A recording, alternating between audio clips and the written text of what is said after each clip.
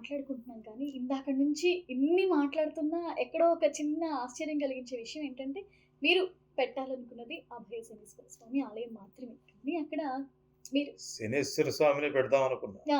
పెడదాం తర్వాత అనుకున్నారు. చెప్తా అభయ శనేశ్వర స్వామి ఎలా అయ్యారో. అయ్యారా? ఓకే. మాకు అంటే మాకు మీరు చెప్పే వరకు మాకు ఈ అద్భుతాలేవి తెలీదు కాబట్టి, మాకు తెలుసుకోవాల్సినవి ఇందులో ఇన్ని అంశాలున్నాయి సార్. సో, ఈ అభయ శనీశ్వర స్వామి ఆలయాన్ని మీరు సంకల్పించింది ఇది మాత్రమే. కానీ అక్కడ కాలభైరవుడు స్వయంభూగా వెలిసిన విషయాన్ని మీకు తెలిసినప్పుడు, అంటే మీరు వెళ్ళినప్పుడు అది చూసిన తర్వాత తెలిసిందా? లేదంటే ఎవరైనా చెప్పారా అక్కడ ఆల్రెడీ కాలభైరవుడు స్వయంభూగా వెలిసారని? ఏమనిపించింది మీకు అది తెలిసిన తర్వాత?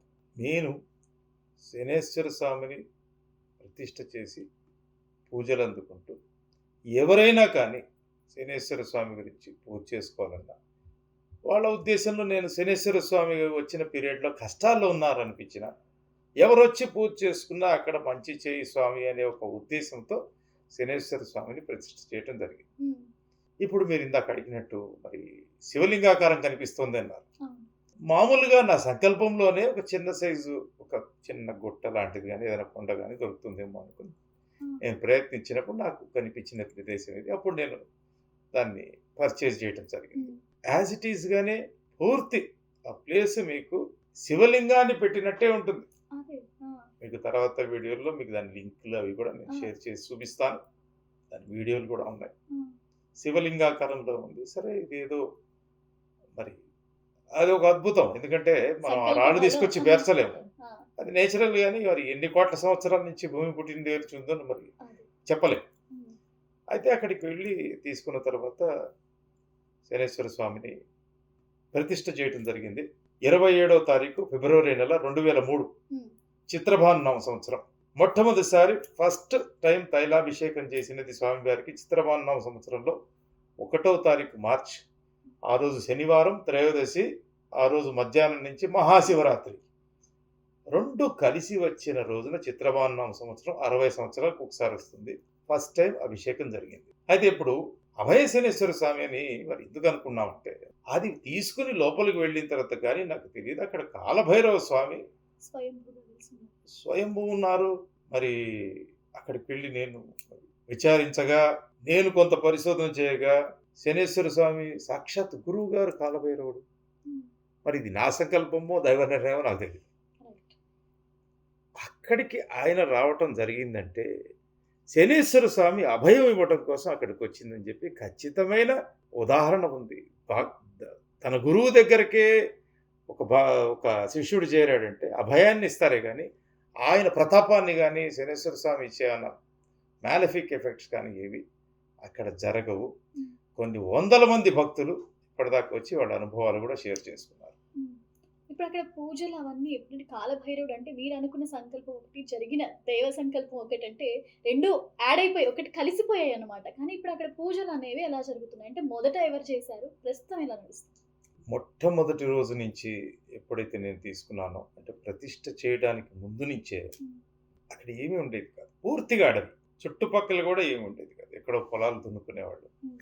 ఆ ప్రదేశంలో అప్పటి రోజుల్లోనే నేను పూజారుల్ని అర్చకుల్ని పెట్టి కాలభైరవ స్వామికి మొట్టమొదటిసారి పూజలు మొదలుపెట్టాను. హ్మ్.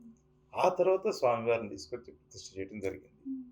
అప్పటి నుంచి ఇప్పటి వరకు ప్రతిరోజు శనేశ్వర స్వామికి తైలాభిషేకము, తిల అభిషేకం, అర్చన, మహానివేదన అన్ని పూటల అన్ని కార్యక్రమాలు కూడా భైరవ స్వామికి రోజు రుద్రాభిషేకం, ప్రతి శనివారం హోమము, ప్రతి శని త్రయోదశికి శని అమావాస్యకి అష్టమి తిథుల్లో కాలభైరవ స్వామికి రెగ్యులర్గా నిత్యం పూజలు జరుగుతూనే ఉన్నాయి. హ్మ్.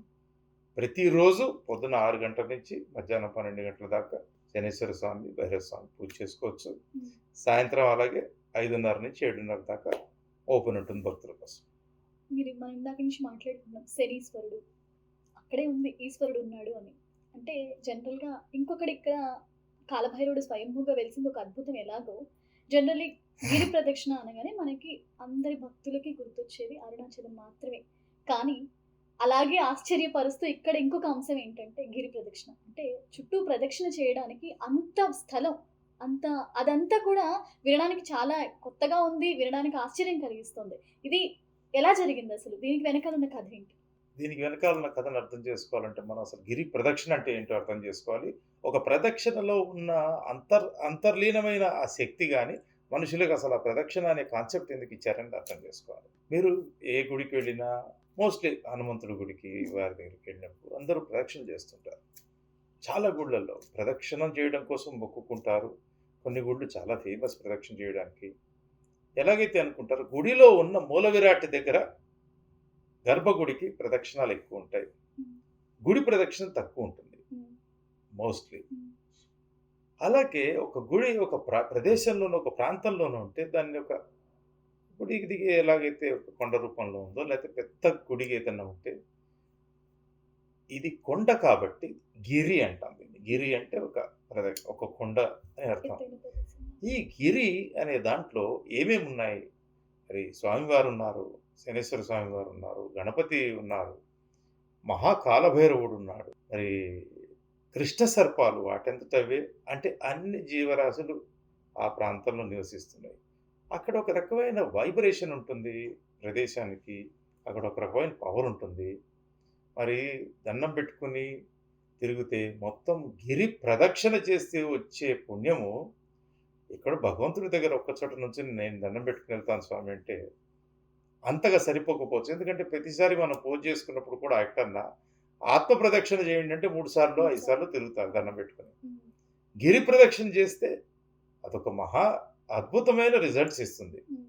ఈ రిజల్ట్స్ మామూలుగా స్పిరిచువాలిటీలో ఆలోచించడమే కాకుండా ఒక గిరి ప్రదక్షిణ అంటే ఇక్కడ ఒక 1½ కిలోమీటర్ ఉంటుంది చుట్టూతా అవును. గిరి ప్రదక్షిణ. గిరి ప్రదక్షిణ. కంప్లీట్‌గా గిరి ప్రదక్షిణ నేను కట్టించడం జరిగింది. ఒక 5 ప్రదక్షిణలు చేయమని చెప్తాను. హ్మ్. సైంటిఫిక్‌గా ఆలోచించిన ఫిజికల్ బాడీకి ఎంతో ఉత్తమం అది. రైట్. ఎందుకంటే దాదాపు ఒక 5, 6 కిలోమీటర్లు నడిచినట్టు అవుతుంది. హ్మ్.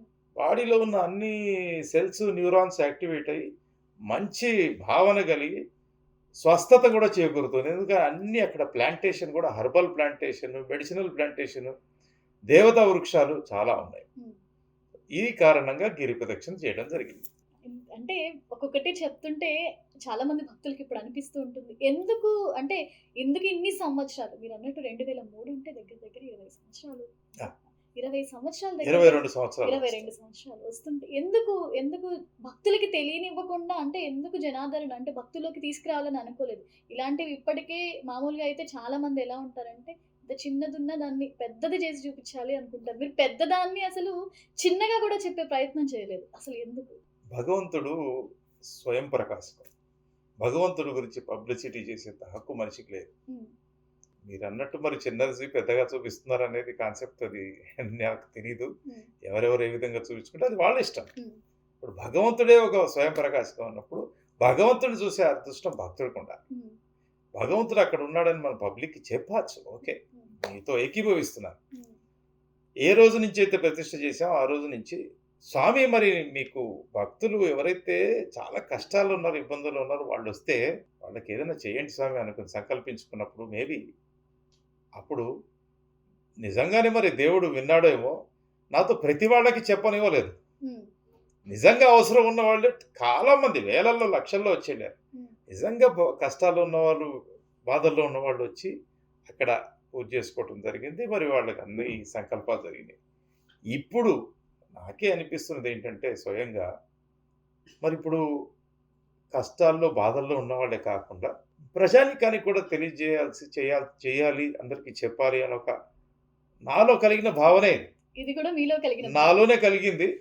నాకేమి ఎవరు దేవతలు గాని ఎవరొచ్చి కళల్లో చెప్పలేదు. నాకు పర్సనల్‌గా అనిపించింది. హ్మ్. ఇప్పుడు ప్రజలకి అందరికీ చెప్దాం. హ్మ్. వాళ్ళు కూడా వచ్చి చూసుకుంటారని హ్మ్. ఈ కార్యక్రమం మొదలుపెట్టాను.